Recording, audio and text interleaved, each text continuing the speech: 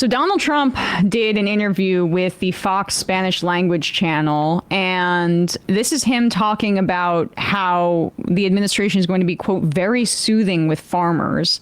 Let's hear what he has to say. One of the things I am doing, though, is I'm also making it easier on the farmers and the hotels and everything, because you have a lot of farmers that they're not going to be able to, do their crops and pick up the corn and do all of the things that they do so incredibly well. So we're making it so that if a farmer can give recommendations to people, we're going to be very soothing in terms of perhaps letting that farmer have, they're sort of responsible. Yes. And we're going to have the farmer take responsibility. But, ultimately, at some point, we want the people to go out, come back as legal. We're going to send, as you probably know, we're doing a self-deportation.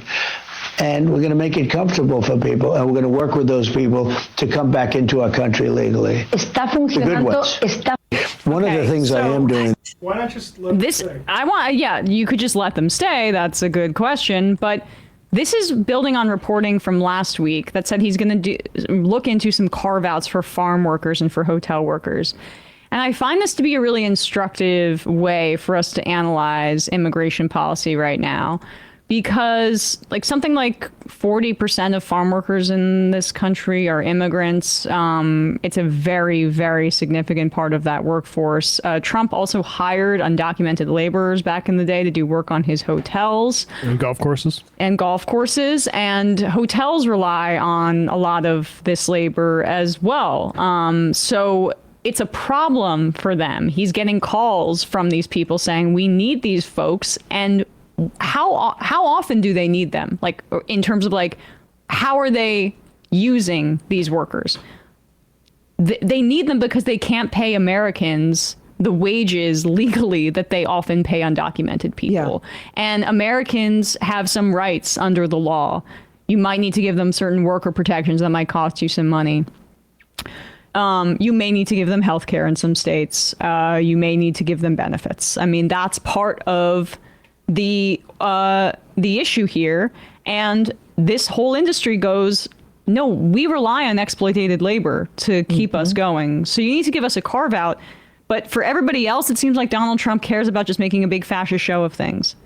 Yeah, I mean, it's wild. His language is so unspecific and terrifying. I'm always corn. What is he talking about? Pick up. Well, the groceries are just things you put, different things in a bag. Have you heard of this word, groceries? It's so old-fashioned. Old-timey, really. I think I read that in a Shakespeare play once. Yeah, actually, it's actually a historically new word. What? Historically speaking, it's probably a modern word, not an old word. Oh, right. Yeah. This old-fashioned thing, supermarkets. Yeah, I mean, what's crazy also is I don't think he's talking about workers. I think he's talking about farm owners and people who employ these workers. So we're going to have we're going to be very soothing, whatever the hell that means. He doesn't know. They don't have a plan. But we know your workforce is being decimated. You can't replace those workers. Look, I went to an egg farm in Arizona, and I was like, I spoke with a farmer. I was like, how many people are undocumented? Are you worried about these new laws? And he was like, yeah, half of my workers are undocumented. And when ICE comes around, people don't show up. And I've tried to get teenagers to do this job. I've tried to get Americans to do this job. It's a hard job, and I can't get them to stay for more than a couple of weeks. Now, of course, we can talk about, should he be paying more? What are the ways? All of it has to do with worker power, labor power, and all of this. And also breaking up monopolies, quite frankly, in pork processing centers and meat processing centers. It's all, in more and more massive conglomerates. They lobby the government, on and on and on. They keep the profits for themselves.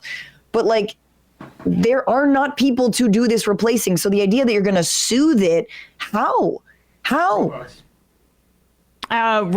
Child labor, and as Matt said, off-mic robots, right? Yeah. They get child labor to fix the robots. Robots aren't even there. They're not even there yet. I know. Nutlick is like the little small screws. It's like, what robots have you seen?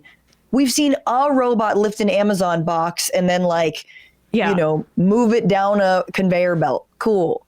What do you think this is? This isn't China. We're not technologically advanced. Are you joking about this? I mean, right. But they're passing child labor permissive child labor laws in a lot of red states. Like, I keep coming back to the Arkansas child labor law that Sarah Huckabee Sanders signed into law, which is just removing paperwork requirements for child labor because they want to use undocumented child labor, and they don't want a paper trail of how much they're working them and how little they're paying them. And then we also, Dave from Upstate writes in, says, prison labor. That's the other piece of this. Like, private prisons are probably salivating right now when they look at what the Trump administration is doing. And I don't know if we know fully who is funding CCOT, that gulag in El Salvador, but it's the Salvadoran government. You think so? Yeah, okay. I think it is. I think it's costing them a lot of money, 3% of their budget, and they need our money to subsidize keep it afloat. Yeah, it was like $115 million to construct, is what I read. It got opened in 2023. So I guess it is being funded by them, but just something to look out for, like how the prison industrial complex is going to try to benefit from this fascist administration and the disappearances of people. There might be like a sweet spot between the prison labor and what happens now, which is Trump says he's going to make the farmers responsible somehow for the situation of these people who are currently undocumented. To me, it kind of sounds like he's saying the farmers are going to have to sort of legally be responsible for the whatever happens to the people. What does that mean? Like, if they're responsible for them being here so they can get arrested, or what? Yeah, I think he's saying they need to give them up. Like, I interpreted again, it's really not specific. I interpreted it as basically you're harboring. I mean, we know the language is terrorist at this point. There is no difference between undocumented people and terrorists in the minds of the Trump administration. I think it's like, you have to give them up. We're going to be raiding your workplaces as we've always done. And, but we'll make good on something by giving you, I don't know, $50 or whatever it is. As we'll give you all these 8-year-olds in your You used to make money by, growing crops, and now you can make money by turning people into ICE deportation services. Yes. Yeah. But what if it's like they're responsible because they're locking them inside, they're not letting them leave, they're controlling like what they eat, whether they organize or don't organize, like so they slowly turn the field into a prison. Right, that's what I mean. It's like maybe it's somewhere between indentured servitude. Yeah, somewhere between prison labor and if you talk to like immigration rights people, sometimes they'll say these guest worker programs are sort of along those lines. Already indentured servitude. Yeah, that's why we don't like those programs. And just put this up also. There's a conversation about manufacturing that Eric Blanc had this good piece here. Unions, not just factories, will make the working class, or bring back the working class, basically. But this shows the hourly pay of production and non-supervisory workers. The orange line here is manufacturing workers, and the blue line is non-manufacturing workers.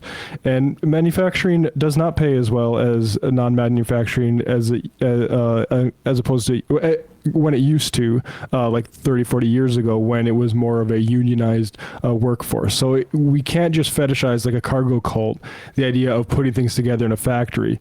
The reason that putting things together in a factory was good for people and why people have nostalgia for it was because of the type of life that it provided people. That's the real thing. People want their work to be reflected into an ability to live a good life. No, it was manliness. It was manly. It was definitely manliness. The whistle and the punch card. It was when the women didn't have Mickey that credit card. Yeah, right. No, they loved the black lung, and now the wokeness has ruined the situation down in they just love crouching over. I mean, that's what it made me think of when that Alamo Drafthouse worker was like crouching over and they're hurting their backs, trying to stay under people. It's like, making people crawl through caves, similar sort of thing. But think about why, like, Trump keeps using these images, and I think this White House been like tweeting out almost AI-looking images of coal workers. There are more people currently employed by Broadway than coal. Saw that stat the other day, and so when you put it that way, I feel like it's just like the over focus on that industry is just so insane. But it's because they don't want to talk about what Matt's talking about there, how it was labor protections that made these jobs something that upheld communities. They want to make it about the aesthetic, and they only want a worker to look like an ideal, as opposed to being the reality of like the working class in many ways is multiracial. They live in urban areas. They live in rural areas. They live in suburban areas too. And when you make that clear to people, it increases the likelihood of solidarity. Yeah. Well, and also, I don't know if you saw, there was like a poll out that was like, do you think factory jobs will make America better? And it's like majority are like, yes. Then do you think that you would do better in a factory? And they're like, oh, no, not me, not me. It was like, no, most people were like, not me in a factory. And I think it's deeper, because I think it is also about punishing anyone who wants to be upwardly mobile. It is punishing aspirational, again, like if you're want to be a doctor or an engineer or an intellectual, an academic, like it is punishing all of that. And it is a broader anti-intellectual movement that the right has honestly been about for decades now, but Trump really weaponized and is weaponizing anti-intellectualism in the guise of, anti-Israel speak. Hey, folks, don't forget to hit the subscribe button and check out our daily show. We do it every day at 12 p.m. Eastern for about 2.5 hours. We even take phone calls. You should check that out.